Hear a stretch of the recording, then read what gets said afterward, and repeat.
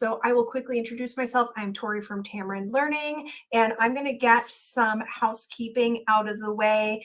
As our fabulous guest Julie just mentioned, absolutely please engage with us. Ask questions, drop it in the Q&A on the, I believe, left side of your screen. If we do not get to your question immediately as we're going through the content, we will either address it a little bit further on, or we will have some time at the end for a Q&A session. So stick around for that. If you have to jump off of this webinar, don't worry, we will be sending the recording out afterwards, maybe a day or two, but you will get it. And then finally, I will be launching a poll later on in the presentation. When we do that, it'll pop up on your screen. It'd be super helpful to us if you would engage with that. And then once we have some results, we will publish it and we can discuss it. With that, I am going to pass it off to my lovely friend Julie, and we'll get started here. Thank you so much, Tori, and thank you so much for having me. And everyone who's attending, listening to this after, things are changing. And this is what we're going to be talking about today. And I know this is not new news for many of you, but it hasn't necessarily become a pain point yet. You haven't necessarily lost clients yet due to the great wealth transfer. So that's really what we're going to be focusing on today. Women and people under the age of 55 are going to be inheriting a boatload of money. And statistically speaking, approximately 2/3 of investable assets are going to be held by women and people under the age of 55 as soon as 2030. So in just over 6 years. And what we're going to be focusing our time on today is, why does this matter? And what does it mean for you?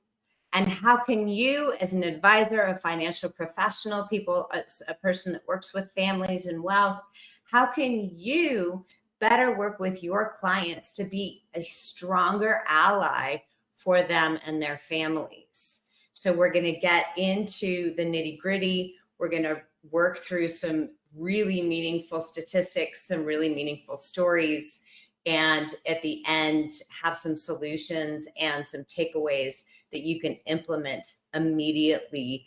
The theme of today, trust. So without trust, none of this matters, right? And I'm going to get into the specifics about that more going forward, but trust relationships. It's what women and the younger generations are looking for more so, and even a little bit differently than investors currently or in the past. So with that, Tori. Perfect. You all may have noticed I am not Kirby Rosplock. Unfortunately or fortunately, Kirby did have to join a client meeting, a really important meeting for this family that she supports and work with, and exactly in line with our conversation today, putting communication at the forefront. She wanted to be able to join them and support them. So instead, you get me. I am the director of client experience at Tamarind, and we have some Tamarind Women friendlies here for sure, but also some of Julie's friends. And so just so you guys are aware, what Tamarind Learning does is education around inheriting wealth for adult learners. So you can see on the screen some of our coursework. And if you're used to our webinars, we often focus on advisors because advisors are at the forefront of what Tamarind Learning does. So we meet our families that we educate primarily through relationships with advisors, and our coursework partners really well with facilitation skills, building relationships, and a lot of the stuff that Julie and I are going to talk about today. So really excited, looking forward. Again, ask questions and be engaged. Excellent. So good. So trust above all else. Again, I'm a statistics dork. So anybody who is ever looking to utilize statistics to help in client presentations, what have you, email me. Chances are I've got some doozies and some really powerful ones.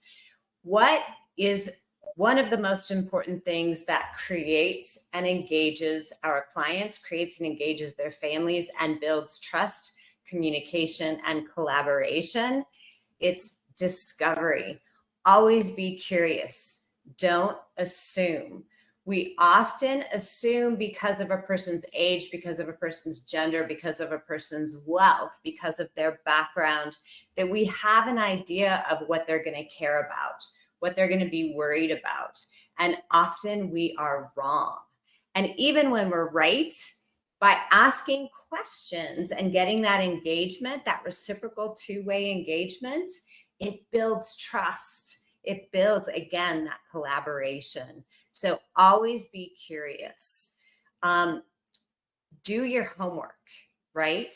We always want to go in and be respectful of every family member, no matter age, their role, if they vote in the, if it's a family governance and they have a voting seat or not, it doesn't matter. Provide respect, provide safe, judgment-free spaces so they feel super comfortable and confident to ask you questions, no matter what that question might be. Engage the younger generations early and often. Why is that?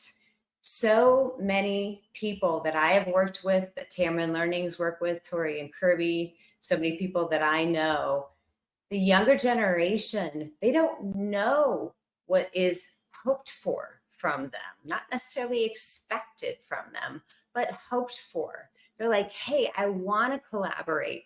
I want to be a part of this conversation. I want to be a part of it. But no one ever told me that they wanted me to speak up.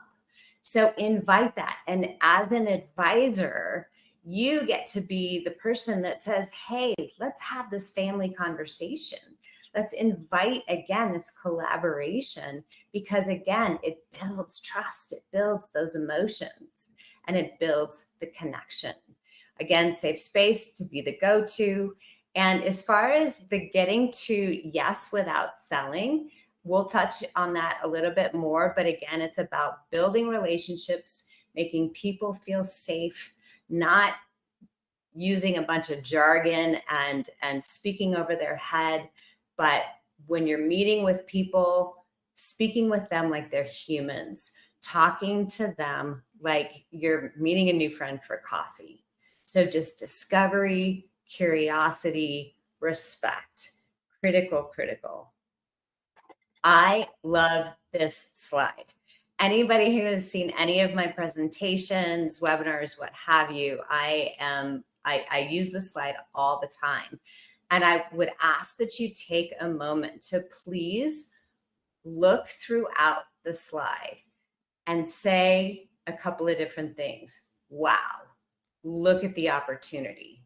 So what is this slide telling us? The gaps between the services that are being hoped for, asked for by clients. And what's the opportunity for you as the advisor? The services that are not being provided, that are not being received by the clients.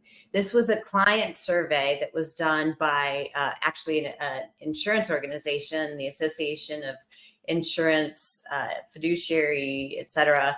Over 1,000 clients were surveyed. This was done in 2022, so it's recent. And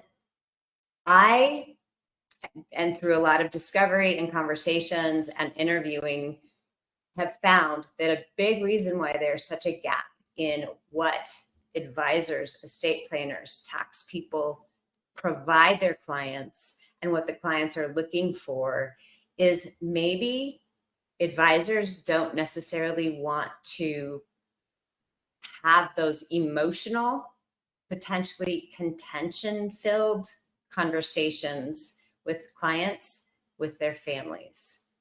Death, divorce, receiving inheritance, which of course often means death.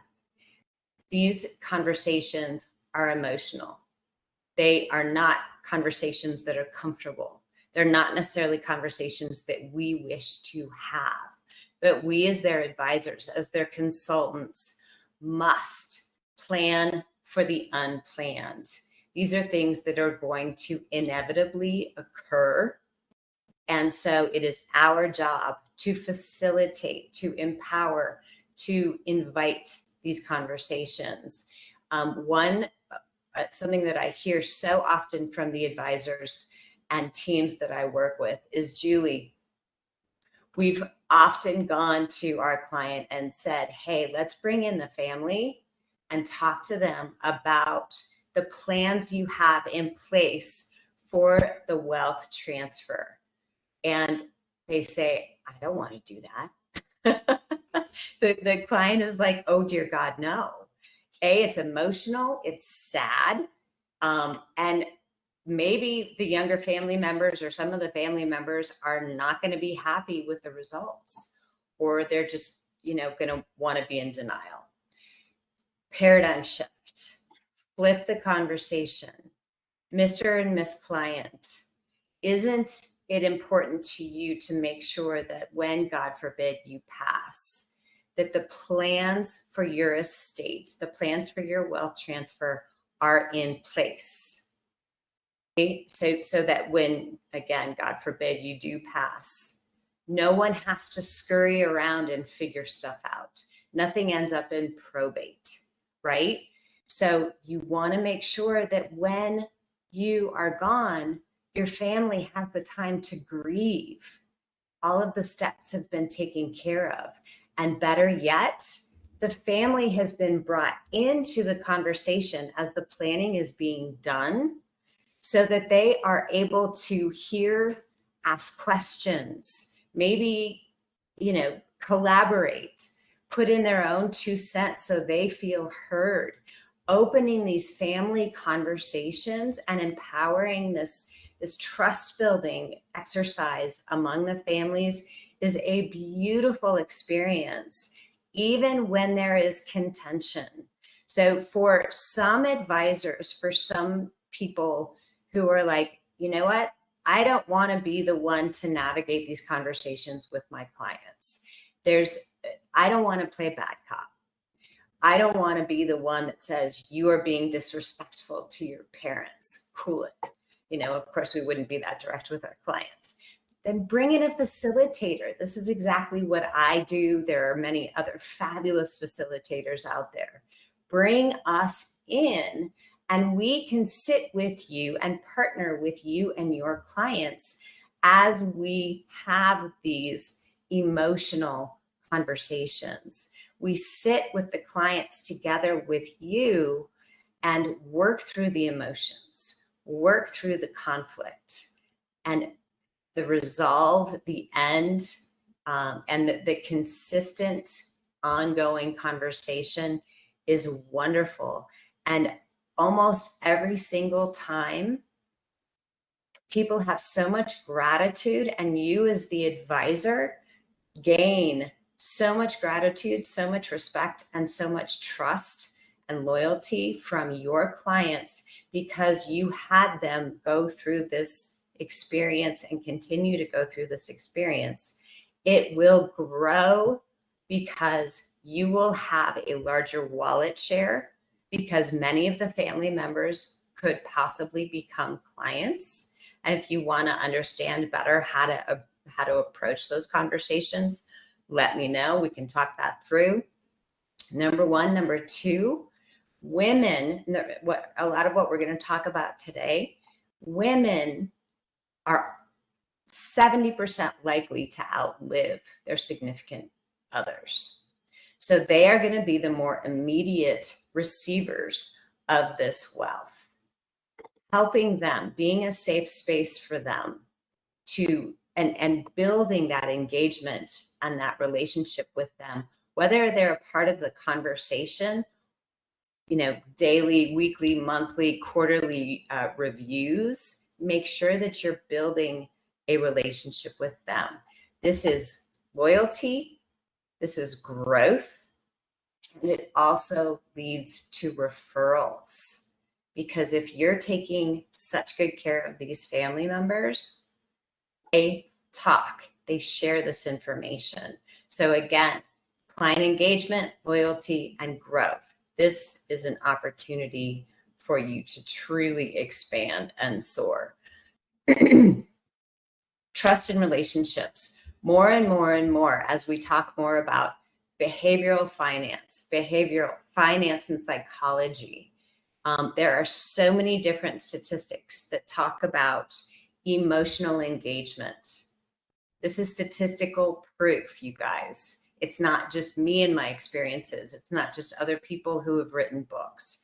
It's Harvard, it's eMoney, it's Fidelity, it's so many different sources who have come to us with proof that say, especially as the wealth transfer occurs and women and younger people inherit more money, this is what makes it different. Times are changing. They want to build this relationship, this safe space, this emotional engagement with you. And you get to encourage and invite these conversations. It's so, so powerful. Truly, this also makes me think of HR, right? You can hire skills or you can hire personality. There's so many service providers out there who are at the very top of their game. So being an excellent relationship builder, a safe space, going back to what you said, this is how you get referrals. This is how you get people in the door. This is how you get lifelong clients. And when next gens are seeing these interactions with advisors between their parents, that trickles down as well, because you can be sort of this long-term trusted advisor as well. Exactly right. And Tori, when we were talking last week, you made such a good point as far as bringing in the next generation. The now generation doesn't necessarily always know or sometimes incorrectly assumes my family doesn't want to get involved with this. But actually, statistics show that many younger generations love collaboration. They love asking for their feedback. They love being a part of it. They love being in the know. So again, advisors, empower and invite your clients to invite their families to these conversations. It builds that loyalty. It's not just financial literacy questions, right? It's which is such a fabulous resource from Tamron Learning. Letting entire family learn about the entire process in such a friendly and an open way. It's just, but all of it is, again, trust, inviting the conversation, building those relationships. All right, it's not letting me switch. Here we go. Okay, so building trust is incremental. It's not immediate. And it can't feel salesy. It can't feel hard. So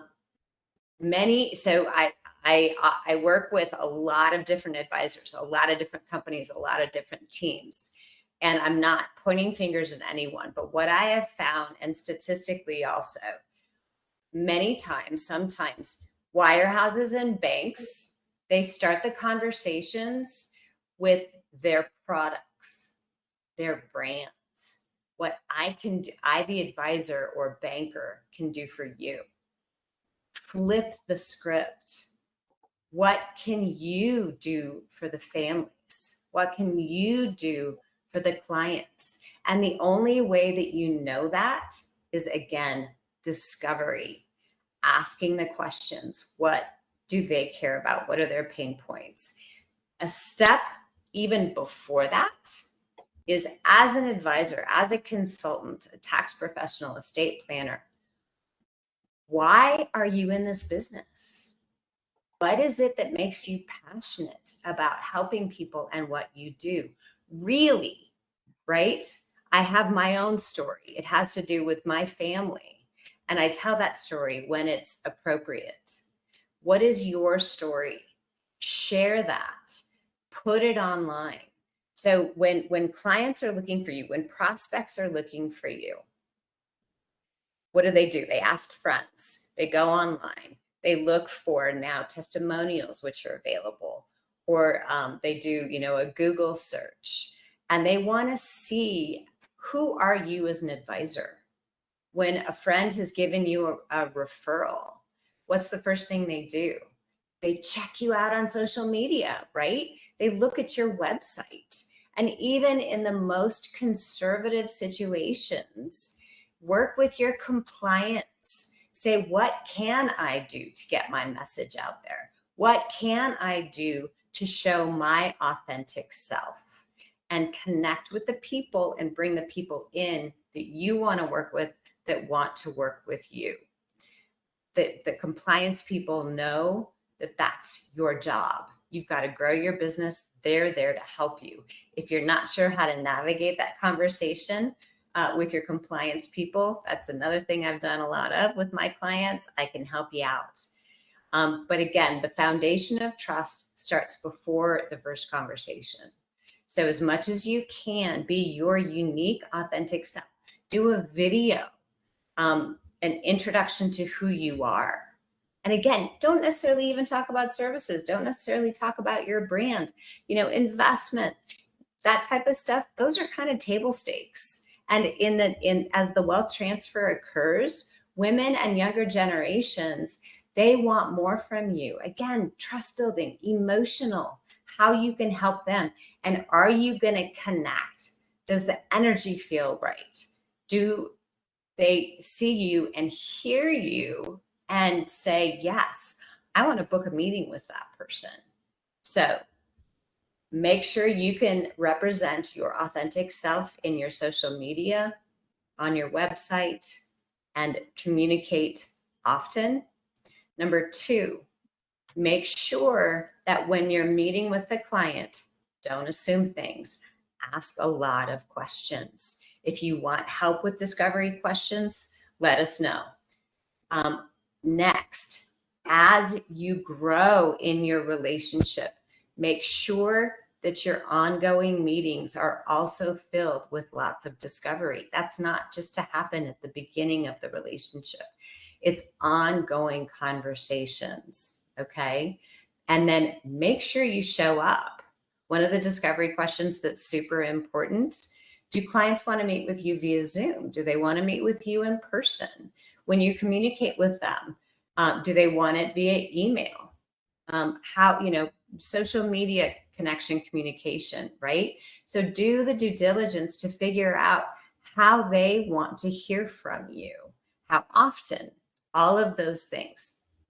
Again, if as an advisor, if you're not necessarily comfortable incorporating your personality with your social media presence, or how much of myself do I show in meetings, it's this tightrope that we have to balance, right? How professional do I portray myself versus how much do I show them of the real me?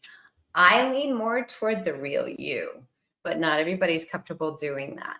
So do have conversations with your peers, have conversations with your friends, have conversations with your clients.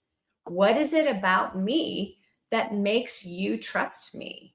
Don't be afraid about that. They will love that kind of engagement. It's that emotional vulnerability and authenticity that just endears them to you. Also, if you're not comfortable, get help. Get a coach, get somebody that will help you figure out your authentic self. There are so many of us out there. If you're not comfortable sitting with clients as they're going through and working through emotions, we touched on that earlier. Bring in a facilitator or bring in a coach that will help you become more comfortable, more confident, sitting with your clients, helping them feel safe, knowing what to say, knowing what not to say. Trust me, these are hard conversations. So don't be afraid to ask for help. Julie, and just going back one slide too, one of the things for me in putting yourself out there authentically is something that I struggle with, even using emojis or something like that. But what I found so often is like attracts like. That when you are putting yourself out authentically, you are attracting people. Even when you and I met, Julie, I meet with advisors all the time. It so immediately was like, this is great energy between us. We could have fantastic conversations. And I see this with clients as well, right? When the energy is jiving, they're leaned in, that it's better. So don't put something fake out there that you can't deliver in a meeting. Show up as your true self. If you're not comfortable, do what you are comfortable with. Absolutely. And people are great BS sniffers, right? If you are being inauthentic, they'll feel it. And you don't want that to happen. So just show up as yourself. And again, if you're not sure what that looks like, get help, because there's a lot of fabulous people that can help support you in that way. All right, we are going to launch a poll here as we go into the second half of our presentation. So the question again is going to pop up on your screen, and it's, as a wealth management advisor seeking to broaden your clientele, what types of clients are you most interested in attracting? There is no right or wrong answer here. We're just sort of curious about, to structure the next part of the conversation, who you are looking for. So we'll wait for a few more votes to come in here. We're about at 20%, 50% here. I would love to see 100% participation from our audience. While we do that, Julie, we do have a question in the chat that I was hoping you might be able to answer. They're loving the presentation. They're wondering if the slides are available for future reference or just the presentation recording. Email me and let's talk about it, because not only, the slides and the studies that the slides came from, I would love to understand more about what you're looking for and how I can help. So email me, and this is all public information for sure. So yes, but email me and let me know how I can better support you. Okay, perfect.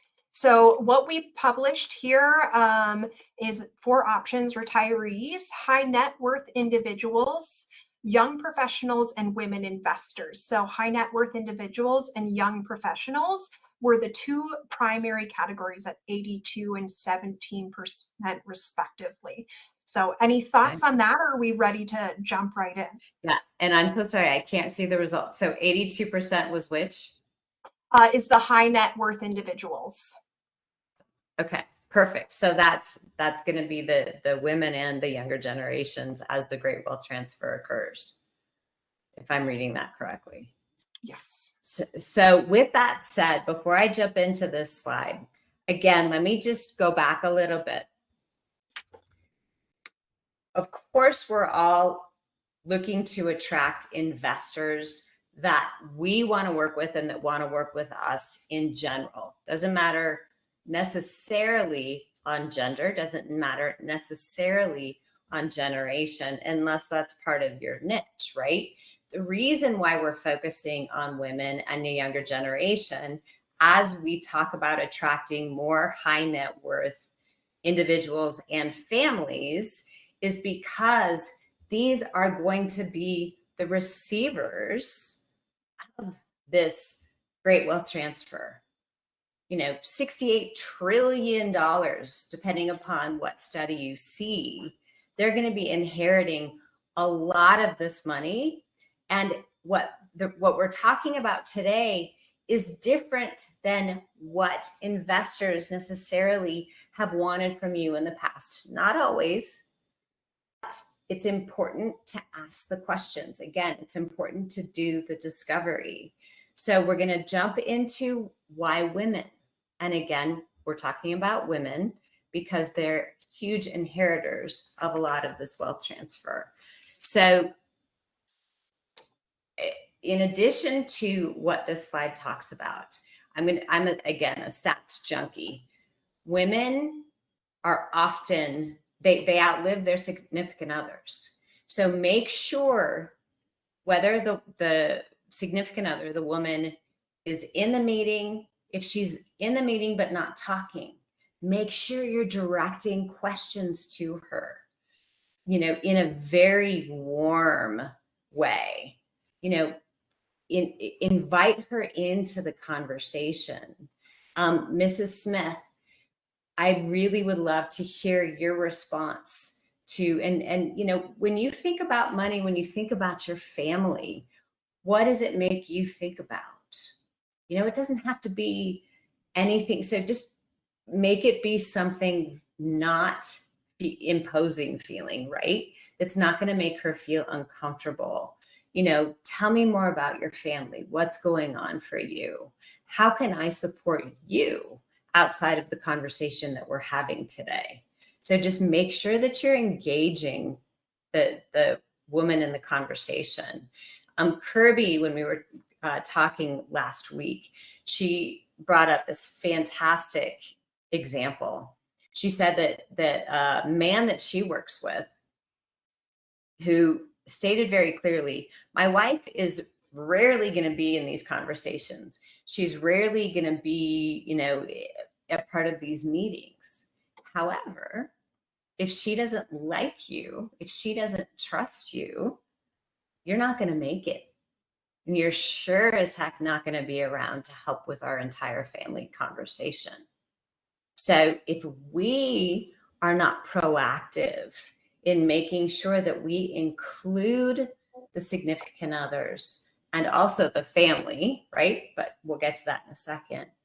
We could really be setting ourselves up to fail. So don't assume just because they're not there or they're not participating that they're not interested, that they don't care. Okay. Invite them in the conversation. Build that trust, because if you don't, likely, unfortunately, you may lose them and they may not even tell you that they're unhappy. They may just leave. Statistics and studies have shown that. So pay attention to clues. What do those clues look like? Make sure that if they are appearing apathetic, disengaged, engage them. Build a relationship with them. If they don't come to the meetings, ask the client, hey, it's really important to me that I have a relationship with your spouse, your significant other, not just because I want her to know me. I want her to trust me. I want her to know who I am.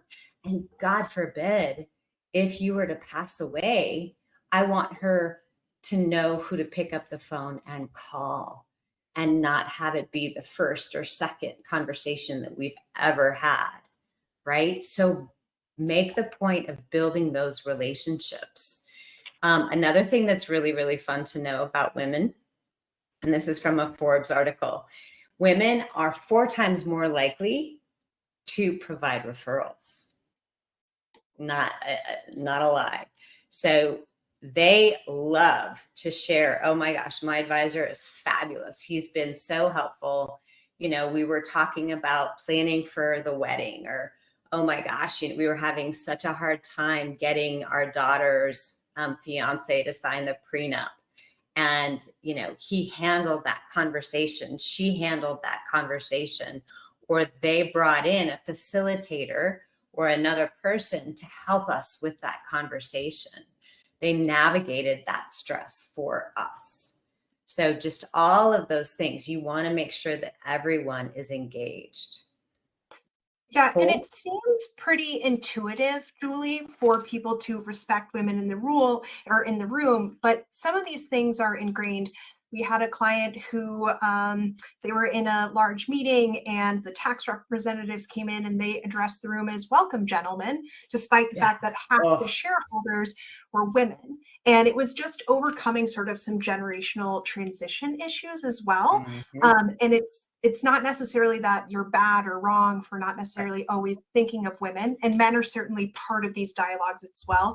It's making sure that we are inclusive to these groups. We're not saying focus 100% on women, 100% on these other people, but making sure to enhance client service to focus on an inclusive set. That is so spot on. And I often say, hi guys, even though I mean guys as, generic. It's not received well by women sometimes, or it's not received well by, people So now I say hi friends or welcome or, so great to see you. But it's just these words matter, right? So we have to be super, super aware and in tune for sure. Another thing that's I want to make sure that we talk about as far as building trust with women. They are often another version of a CEO, the chief emotional engager, chief emotional officer. So I've heard so many stories where the younger family members have received, millions and millions of dollars, and they have left the advisor, not even because they didn't know or trust the advisor, but because their mom didn't.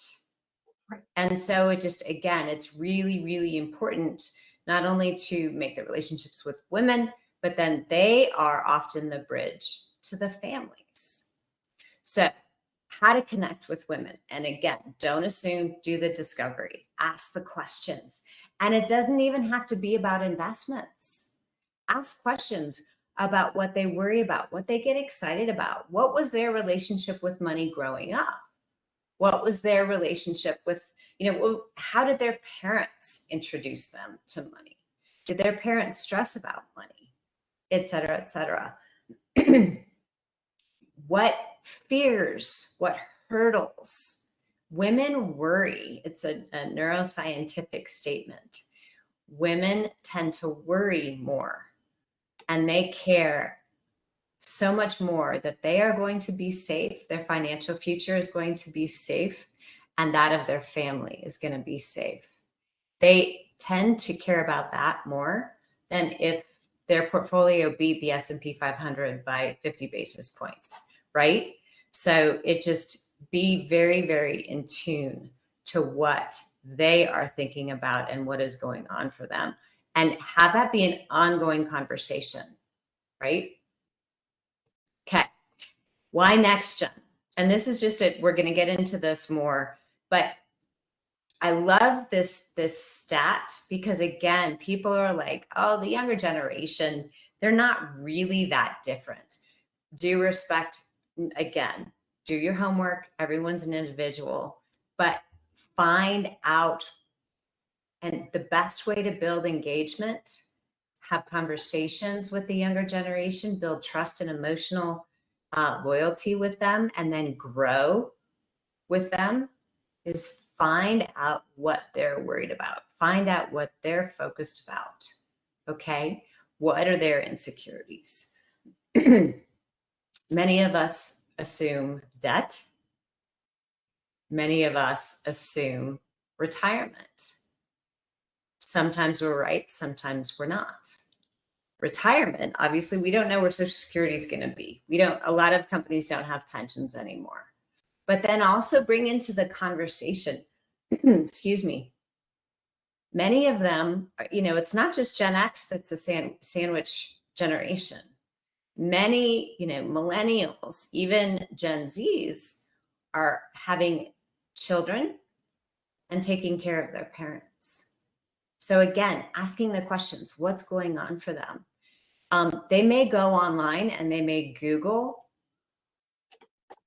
whatever stat, but they rely on you to work through the specifics of their situation. They rely on you to customize what they found online to their situation. So again, bring them in early and often. Again, remember, they love to be a part of the conversation. And the families, the older generations, love for you to bring them in, empower that to happen, because it brings a connection and a closeness with the family that may not have otherwise occurred. It opens up an opportunity to resolve conflict, et cetera, et cetera. So just invite that. So this is the study that came from Fidelity that shows sometimes I hear from clients and advisors after I do, a speech or I do a facilitation or whatever, write an article. My clients just want me to help them with their finances. They don't need me to be their therapist. Well, due respect, that's not actually always correct. They want you to be their safe space. They want you to be their go-to, or at least one of their go-tos that they can call, and you can have these meaningful, powerful conversations. As the wealth transfer occurs, these are going to be often the conversations that you are going to be having more and more and more as you engage and bring in the inheritors. People, as the poll showed, all high net worth families, ultra high net worth individuals, more and more, these are the people that are going to be the clients that you are going to be wanting to attract. This is what they care about. So be attuned to that. And again, if you're not quite sure how to go there with clients, with prospects, find me, find a coach, find somebody who can help you to do this, because there's a lot of great resources out there for sure. We've kind of already touched on this. One thing that I really want to emphasize, two things I want to emphasize before we move on from this, from the next gen, and with women too. Even in this age of virtual meetings, Zoom, they can see your face. They can hear your voice, right? Facial expressions, tone of voice. If they say something to you and you're like, and it just takes you by surprise, don't judge. Do the best you can to, smile and be interested, show curiosity. Can you tell me more about that? Hey, I want to take a sabbatical. I want to take 2 months off work. And, I'm 55 years old, and oh my gosh, that sounds lovely. That sounds amazing. But would I have ever thought to do that? No, but it's not about me. It's about them, right? So no matter what they spring on you, do the best you can to just smile, be engaged, ask more questions, get to know, why is that important? How can you help? How do you put that into the planning and into the budget? Things like that. One point that is important with this is tech your competitor with these generations, or with any generations? And it can be, but it doesn't have to be. Utilize ChatGPT, any of the other resources, as your tool, as a strength. I don't need to tell you guys, you've heard time and time again, communication, not performance. Communication, or lack thereof, is typically the number one reason why you lose a client. They don't hear from you often enough, or they don't hear from you about what they want to hear about, and they don't feel safe to contact you and ask their questions. So if you are having a hard time figuring out content to get out to clients, obviously fact check. I've talked to a couple of people that they're like, they fact checked something that they found on ChatGPT and it was completely wrong. So fact check, but utilize it as a resource. Utilize it to create content. Utilize it to see, what are millennials worried about most right now? Use it as a tool. Number one. Number two, it is not your competition unless you allow it to be. What do I mean by that? If you are not building those relationships, being that safe space, the communicator with your clients, and they're not learning anything from you that they can't learn online, yeah, they're probably going to lose them.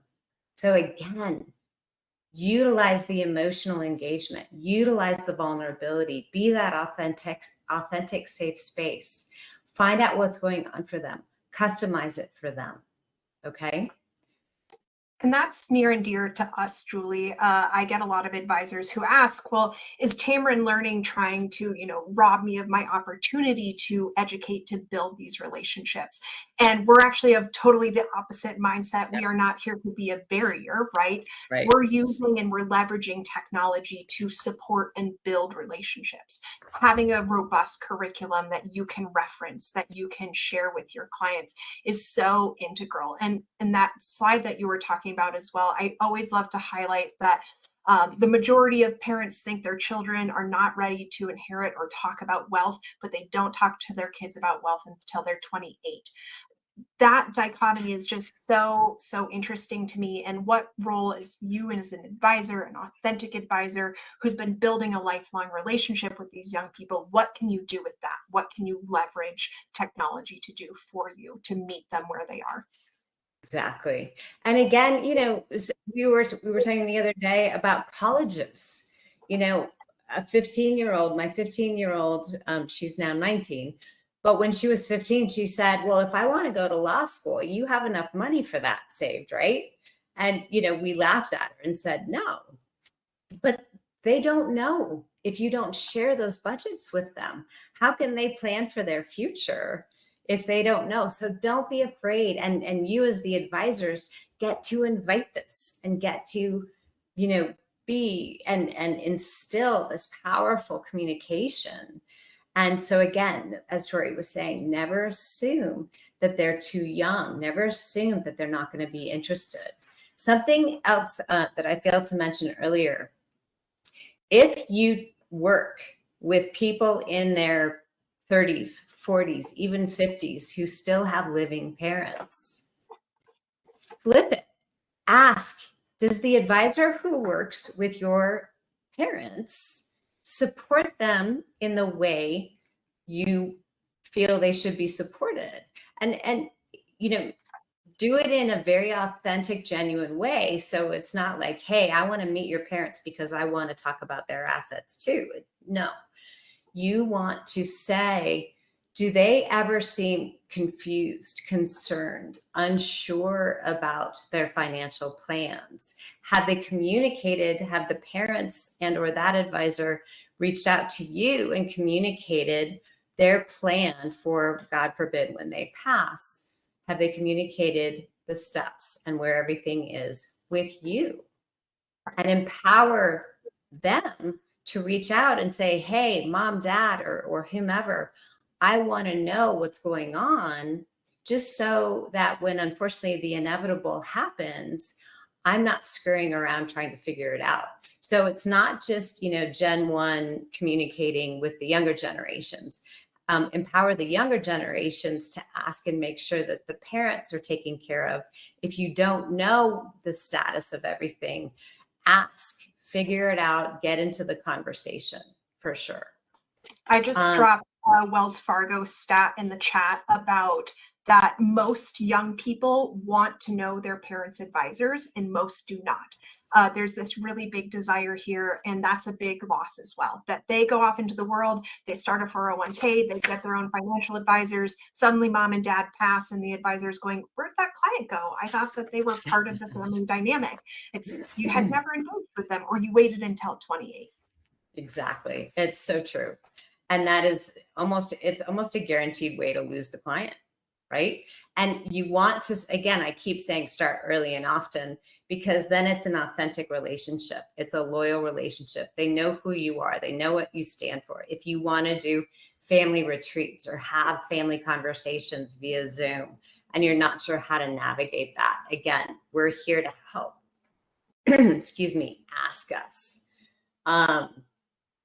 And as we wrap up, because we want to make sure to leave time for discussion and questions, it's critical as much as you possibly can when you are in this process to start by learning yourself, knowing who you are as an advisor, who you are as a human being.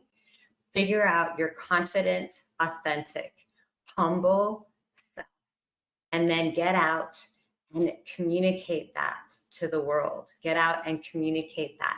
If you're able to do videos, it's the best way to show yourself because it engages more of the listener's brain, the viewer's brain, right? That's a whole nother discussion. But if you're cool with that, go for it. It doesn't have to be fancy. You can use your phone, right? It's just really, really fun. Other ways of action items that you can engage right now, implement right now. When you are meeting with a prospect or client or their family, and it's Zoom or it's in person, mirror their body language. If they're sitting forward, sit forward. If they're sitting back, being a little bit more relaxed. Also, watch them for cues. Are they totally disengaged? If so, pause maybe what you're saying. Chances are, if they're disengaged, what you're talking about is not what they want to be hearing right now. Tune into that. Ask them a question about what's going on for them. Get them engaged. People love talking about themselves. So, and that's a great way to build, again, that reciprocal relationship. Avoid jargon. There's statistical, tons of studies that show that using a bunch of fancy language, as much as we think it makes us sound smart, it actually turns people off. It makes them not trust us as much. Talk to them like you're a human. Talk to them like you're meeting a new friend for coffee. All of that stuff. It's really, really important to connect with them on their level about what's important to them. Excuse me. One thing that I want to make sure that we talk about really quick, creating stories. I call them elevator stories because they need to be short, to the point, apropos to the situation, and resonate with the client. Let me give you a quick example.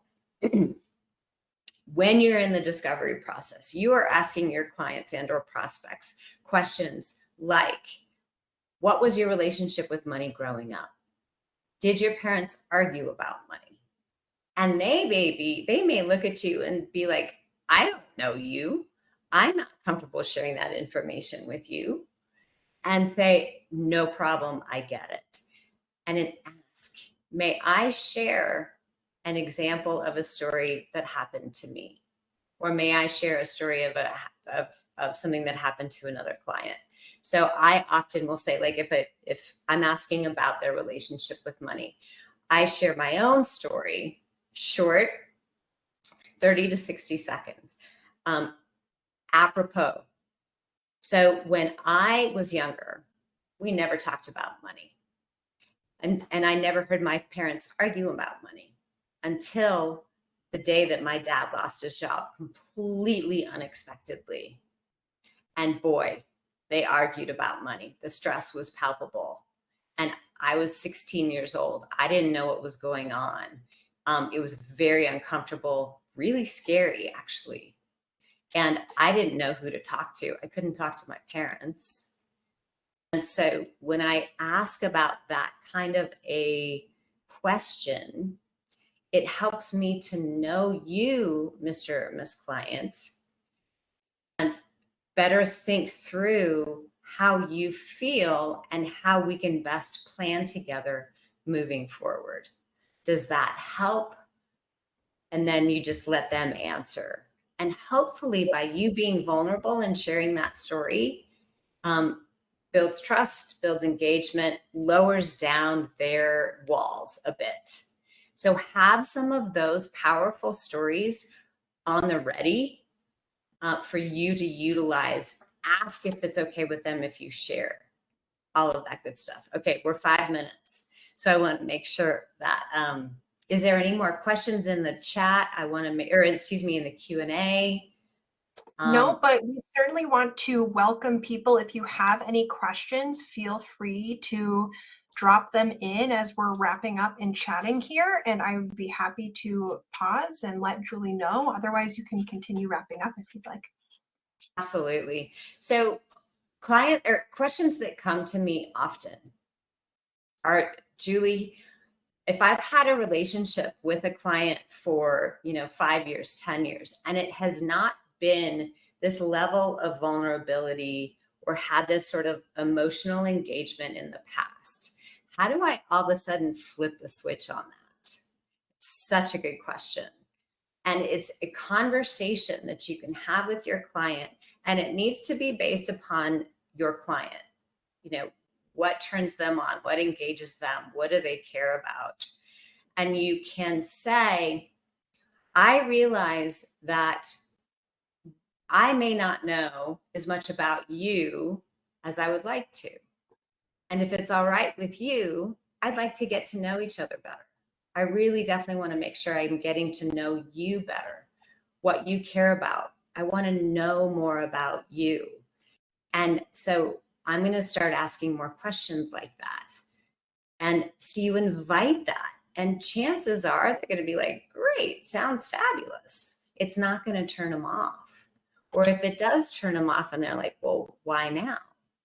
I just, it just has been, it's been wearing on me. It's been something I've been thinking about for a while. And I just wanted to, COVID, everything, I just want to make sure I have that deeper engagement with my clients. And, and again, and I'll go to the last Yeah, we have a page, great question in the chat as well that I would love to just get your take on, because we did touch on it when we were prepping. So do you think women are more comfortable with fellow women advisors? Is it necessary to be woman to woman or young to young? I am so, so glad. Thank you so much for bringing that up. And so, no, it doesn't, so women do, and this is again, a statistics thing. Women do not necessarily prefer other women. They prefer someone that makes them safe. Same with the younger generations. They are often gender agnostic or it doesn't matter to them. What matters to them is the person. You make them feel safe. You're addressing what makes them worried. They don't feel judged by you. They know they can call you. So no, it's not a woman to woman thing. It's not necessarily a younger generation to a younger generation thing. As long as you set yourself out there as that authentic, safe, judgment-free space. Perfect. Thank you very much, Julie. Perfect. Well, this has been so much fun. Thank you so much. You can see my email here. You can see Tori's email here. Please, I love people contacting me.